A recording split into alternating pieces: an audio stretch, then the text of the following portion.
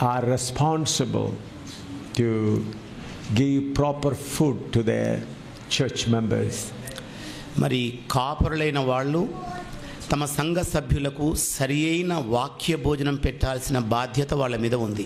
And then every believer will become a witness to the world. అప్పుడు సంఘంలోని ప్రతి విశ్వాసి కూడా ప్రపంచానికి సాక్షులు అవ్వగలుగుతారు. The way of God is like this. మరి దేవుని మార్గం ఈ విధముగా ఉంది. Every believer should be a witness of the gospel. మరి సువార్త కొరకై సంఘం యొక్క ప్రతి సభ్యుడు సాక్షిగా నిలవాలి. And then the servants of God should feed those witnesses. మరి అలాంటి సాక్షులవ్వబోయే సంఘ సభ్యులకు సంఘ కాపరి వాక్యాన్ని అందించాలి.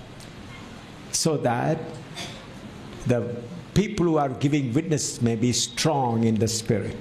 ఎందుకంటే ప్రపంచానికి సాక్షులవ్వబోయే సంఘ సభ్యులు ఆత్మలో బలవంతులు కావాలి. But these days we see a different way of working. కానీ ఈనాటి దినాల్లో మనం చూసినట్లయితే రకరకాల పద్ధతులు కొనసాగుతున్నాయి. Servants of God are witnessing to the people. మరి దేవుని సేవకులు సంఘ సభ్యులకు సాక్షులు అవుతున్నారు. Now, witnessing the people. ప్రజలకు సాక్షులు అవుతున్నారు. Who should be the witnesses to the people? నిజంగా ప్రజలకు ఎవరు సాక్షులు అవ్వాలి? Every believer. ప్రతి సంఘ సభ్యుడు విశ్వాసి కావాలి. That's why Jesus Christ said, you shall receive the power and you shall be my witnesses. అందుకే ప్రభువైన యేసుక్రీస్తు సెలవిచ్చింది ఏమిటంటే పైనుండి శక్తి మీరు పొందుకున్నప్పుడు మీరు నాకు సాక్షులై ఉంటారన్నాడు.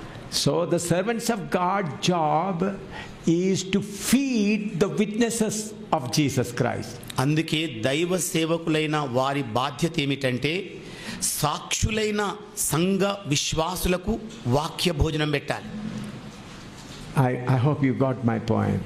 నేను మీరు అర్థం చేసుకున్నారని నా మాట అర్థం చేసుకున్నారని ఆశిస్తున్నాను. So this is specially for the servants of God so that you may feed the people who are under your responsibility. మరి అందుచేతనే ఇది దైవ సేవకుల కొరకైన వాక్యం. సాక్షులవ్వబోయే సంఘ సభ్యులకు మరి మీరు అందించాల్సింది ఇదే. These days the ministry is slightly diverted from the real purpose. మరి అసలైన ఉద్దేశము నుండి ఈనాటి దినాల్లో ఉన్న సంఘ పరిచర్య కాస్త తప్పుదోవ పట్టేసింది. Let us see what is real ministry.